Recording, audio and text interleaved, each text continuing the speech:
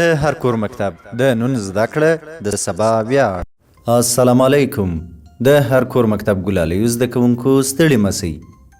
د دوهم ټولګي د ریاضي مضمون 14 لوسته ښه راغلاست. د نن ورځې په درس کې د جمع او تفریق ترمنځ په اړیکه پوهیږو. ګرانو زده کوونکو، تاسې ټول سکرین ته متوجه سئ چې خپل درس راپیل کړو. ګلالیو زده کوونکو، که زه 3 ګوتې پورته کړم او بیا 2 نورې ورباندې اضافه کړم، څو ګوتې به پورته وي؟ راځئ چې جمع یې کړو. 3 مثبت 2 مساوي کېږي په 5 سره. موږ خپل جواب پیدا کړ. ټولې 5 ګوتې سوې. اوس که زه له دې 5 ګوتو څخه 2 ګوتې کښته کړم، څو به پاته سي؟ ډېر ښه. راځئ چې تفریق یې کړو. له 5 څخه چې 2 کم کړو، 3 پاتېږي. راځئ ماشومانو، اوس به یو بل مثال هم وګورو. دلته به پر تخته 4 پنسلان رسم کړو. تاسې ښه ورته وګورئ. څو پنسلان دي؟ 4 دي.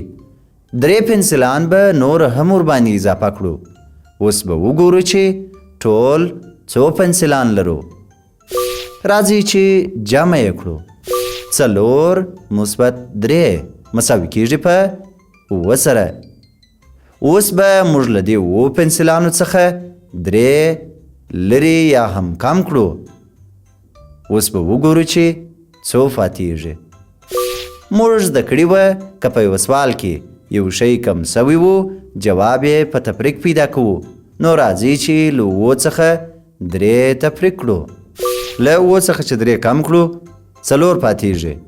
نو موږ ویلی سو چې 4 پنسلونه پاتېږي. ګرانو زده کوونکو، د پورته مثالونو په لوستلو سره موږ دا زده کړل چې جمع او تفریق له یو بل سره تړلي دي. که موږ 4 ته 3 ور اضافه کړو، 7 پیدا کوو.